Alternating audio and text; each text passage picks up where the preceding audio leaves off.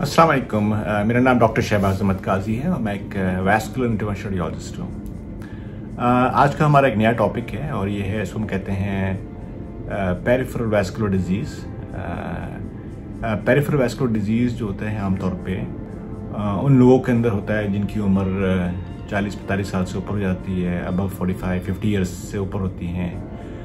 Specially वो लोग जो डायबिटिक पेशेंट्स होते हैं उनमें ये चीज़ें कॉमन होती है, या वो पेशेंट्स जिनको कार्डिक इश्यूज होती हैं, जिनको एंजाइना होती है, या जिनकी ऑलरेडी कार्डिक एंजियोप्लास्टीज हो चुकी होती है, यानी दिल की शरियानें जो हैं उनकी वो सिकुड़ रही होती हैं, उनकी वजह से उनको एंजियोप्लास्टी होती है दिल की, या उनको स्टेंट्स डले होते हैं। इसके अलावा जो लोग बाज़ लोग ऐसे होते हैं जिनको दिमाग का प्रॉब्लम होता है, जिनको न्यूरोवैस्कुलर डिजीज़ होती है। तो ये मल्टीपल कॉम्प्लेक्स इशू होते हैं जिसके अंदर डायबिटीज़ के साथ लोगों की जो कोलेस्ट्रॉल लेवल्स होती हैं वो हाई होती हैं, अनकंट्रोल होती हैं चीज़ें, फिर ब्लड प्रेशर हाई होता है और उसके साथ पेशेंट्स जो हैं उनके कुछ किडनी के फंक्शंस जो होते हैं उसमें भी ख़राबी आ रही होती है।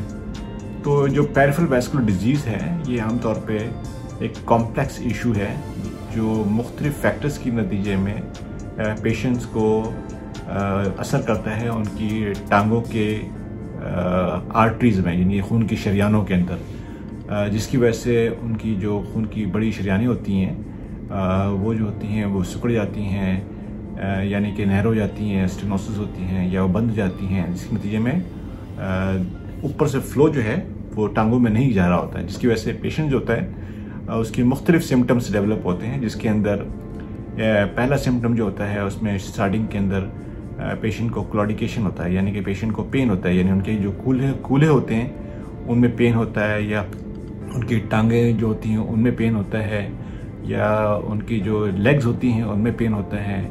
और जब पेशेंट चलता है 200 मीटर उससे कम या उससे ज़्यादा, उस डिपेंड करता है किस स्टेज के ऊपर है, पेशेंट को जो है उनको सिम्टम्स डेवलप होते हैं, उनको चलने में दर्द शुरू हो जाता है, क्लॉडिकेशन जिसको हम कहते हैं। और ख़ास तौर पे हमारे माशरे के अंदर वो लोग जो सिगरेट स्मोकिंग करते हैं बहुत ज़्यादा, उनको ये सिम्टम्स हैं बहुत ज़्यादा डेवलप होते हैं। सिगरेट स्मोकिंग जो है one of the risk factor है। तो उसके लिए पहले जो होता है मेडिकल मैनेजमेंट होती है, एक्सरसाइज चीज़ें होती हैं। अगर मेडिकल मैनेजमेंट और एक्सरसाइज से पेशेंट को फ़ायदा नहीं होता तो फिर थर्ड स्टेजेस के ऊपर उसकी जो है ट्रीटमेंट या इनकी इंटरवेंशन हम करते हैं। आज का जो पेशेंट है जिसकी उम्र तकरीबन 50 साल से ऊपर थी, और ये जो मर्द साहब थे इनको ड्राई गैंग्रीन था।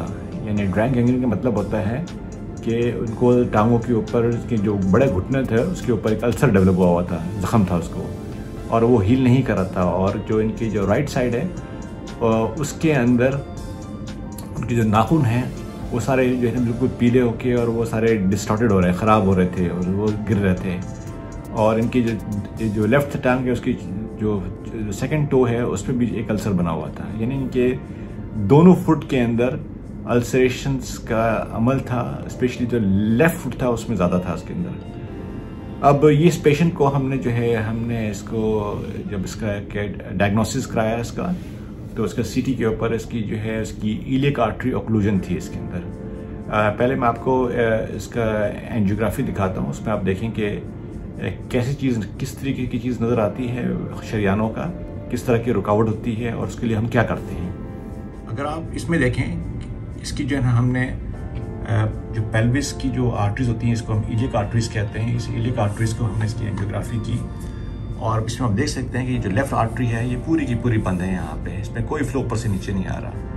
और अगर आप इसकी राइट साइड देखें तो राइट जो है इसमें मल्टीपल नैरोइंग है, स्टेनोसिस हो रही है इसके अंदर स्टेनोसिस है इसके अंदर। यानी इसका मतलब ये है कि जो राइट साइड है वो डिजीज़ है वेसल, लेकिन फ्लो आ रहा है, लेकिन उसके अंदर जो है स्टेनोसिस हो रही है। जो लेफ़्ट साइड है, लेफ़्ट इलियक आर्टरी, वो टोटल की टोटल ऑक्लूजन है। अगर आप उसको देखें तो सारी की सारी टोटल ऑक्लूजन है।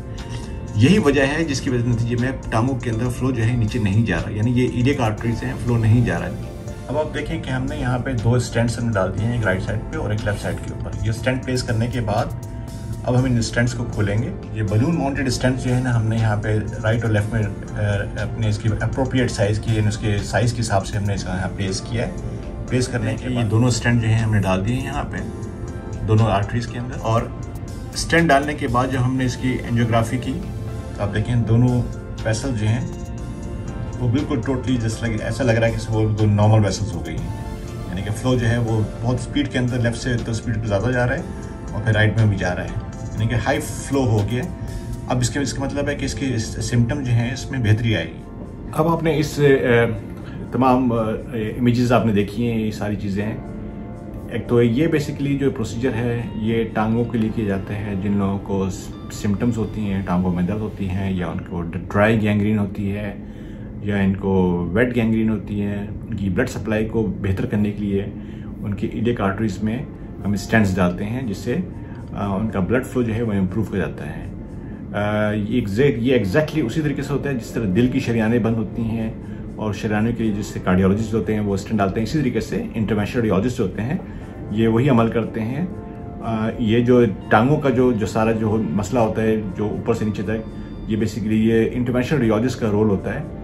वो ट्रेन होते हैं इसके अंदर और वो ये प्रोसीजर्स करते हैं। अगर आप हमसे रब्ता करना चाहते हैं पेरिफेरल वैस्कुलर डिजीज़ के बारे में और उससे रिलेटेड ट्रीटमेंट के बारे में, तो आप हमारे सोशल वेबसाइट्स के ज़रिए, हमारे वेबसाइट के ज़रिए आप हमारे कोऑर्डिनेटर से अपॉइंटमेंट ले सकते हैं। वो आपको गाइड करेंगे कि इसके लिए कौन सी इनिशियल इन्वेस्टिगेशन जो है वो ज़रूरत होती है उसके लिए, और फिर उसके बाद हम आपको अपॉइंटमेंट दे सकते हैं अपने लाहौर, कराची और इस्लामाबाद के लिए।